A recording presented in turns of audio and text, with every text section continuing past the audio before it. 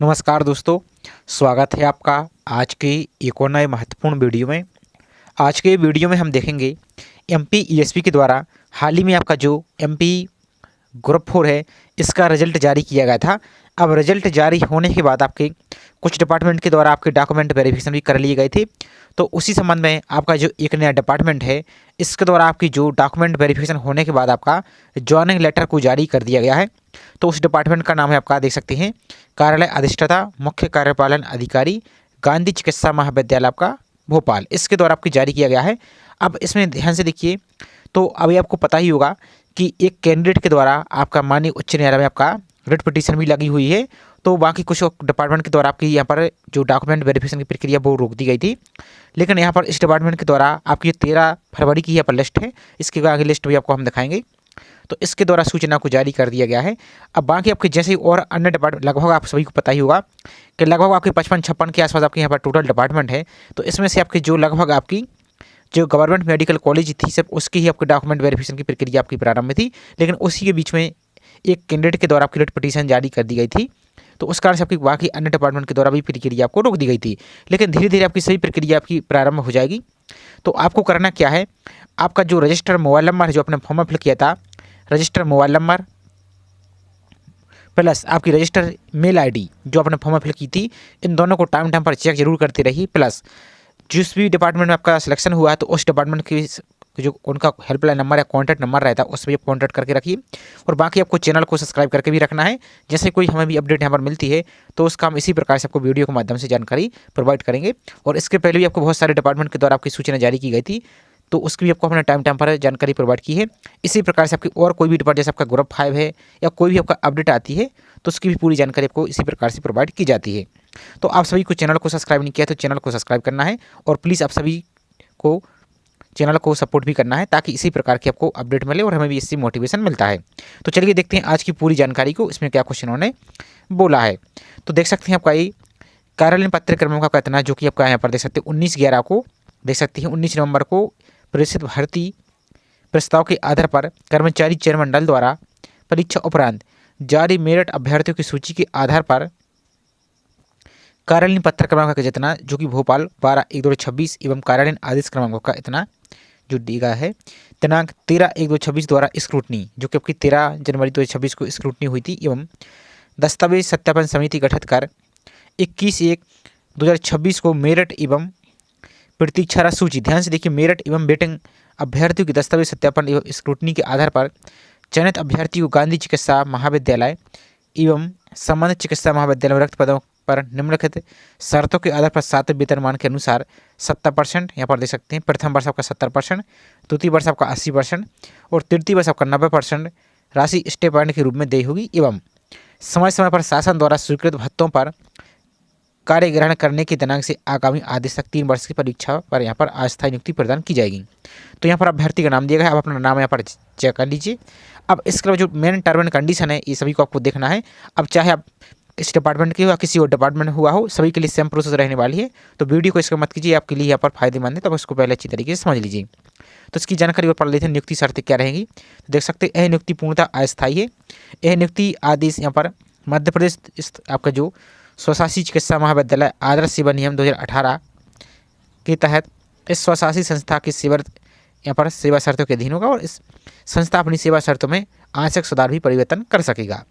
अब यहाँ पर देखिए, चयनित प्रत्याशी को ध्यान से देखिए 500 रुपये के ई स्टाम्प पर, ध्यान से देखिए 500 रुपये के जो ई स्टाम्प है उपस्थिति प्रतिवेदन के साथ इस आशय का शपथ पत्र प्रस्तुत करना अनिवार्य होगा कि मेरे द्वारा दी गई जानकारी एवं दस्तावेज सही है। यदि कोई त्रुटि या कमी या गलत पाई जाती है तो पूर्ण जवाबदारी स्वयं की होगी।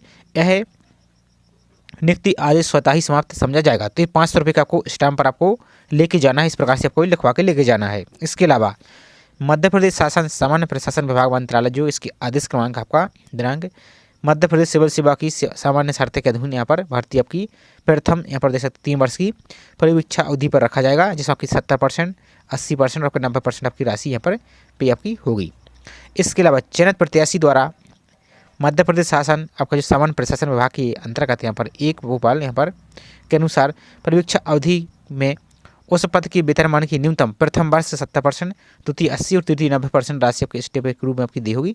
और पर्यवेक्षण अवधि 3 वर्ष सफलतापूर्वक पूर्ण करने पर कार्यों के मूल्यांकन के आधार पर पर्यवेक्षण अवधि समाप्त होने पर वेतनमान में वेतन दिया जाएगा। जो आपका वेतनमान यहाँ पर पोस्ट का है वो आपको फिर पूरा मिलने लगेगा। इसके अलावा नेक्स्ट देखिए, चयनित उम्मीदवार यदि त्यागपत्र प्रस्तुत करता है तो शासन निम्नानुसार उसको 1 माह पूर्व नोटिस देना होगा। यदि 1 माह पूर्व का नोटिस नहीं देता है तो 1 माह का वेतन संस्था में जमा करना अनिवार्य यहाँ पर रहेगा। और चयनित प्रत्याशी को नियुक्ति आदेश जारी होने के दिनांक से 15 दिवस के अंदर शासकीय कार्य दिवस में कार्यभार ग्रहण करना होगा। तो देख सकते हैं 15 दिवस के अंदर, जैसे आपका 13 तारीख को ये आपका जारी हो चुकी, तो इससे 15 दिन आप जोड़ लीजिए। तो इसके तहत आपको ज्वाइन करना अनिवार्य रहेगा, अन्यथा नियुक्ति आदेश स्वतः ही आपको समाप्त हो जाएगा।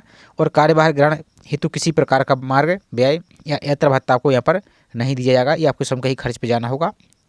इसके अलावा देखिए, कार्यभार यहाँ पर ग्रहण करने से पूर्व ही मेडिकल बोर्ड के समक्ष प्रस्तुत होकर स्वयं के व्यय पर स्वास्थ्य का परीक्षण कराना होगा एवं परीक्षण संबंधी उपयुक्तता प्रमाण पत्र प्रस्तुत करने का एवं उपयुक्त पाए जाने पर ही कार्यभार ग्रहण को आपको मान्य किया जाएगा। यदि चिकित्सीय आधार पर अनुपयुक्त यहाँ पर पाया जाता है तो नियुक्ति आदि स्वतः की समाप्त हो जाएगी, यदि आप अनफिट यहाँ पर रहती है। बाकी इसमें देख सकते हैं, और इसमें क्या बोला है कि प्रत्याशी को कार्यभार करते समय यहाँ पर उपस्थित प्रतिवेदन के साथ आवश्यक प्रमाण पत्रों की मूल प्रतियाँ एवं उनकी एक आपको सेट आपकी फोटोकॉपी स्व प्रमाणित आपकी परीक्षण हेतु प्रस्तुत करना अनिवार्य होगा। और कार्यभार ग्रहण करने के पूर्व मध्य प्रदेश सामान्य प्रशासन दिनांक के तहत यहाँ पर स्थायी जब दे सकते हैं मध्य प्रदेश का स्थायी जाति प्रमाण पत्र निर्धारित प्रारूप में, जो कि आपका डिजिटल वाला होता है, प्रस्तुत करना अनिवार्य रहेगा। और मध्य प्रदेश के स्थायी डिजिटल प्रमाण पत्र को यहाँ पर जांच के उपरांत यहाँ पर कार्यभार आपका ग्रहण कराया जाएगा। इसके अलावा चयनित प्रत्याशी को आदर्श सेवा नियम के अनुसार यहाँ पर अवकाश लेने की पात्रता होगी।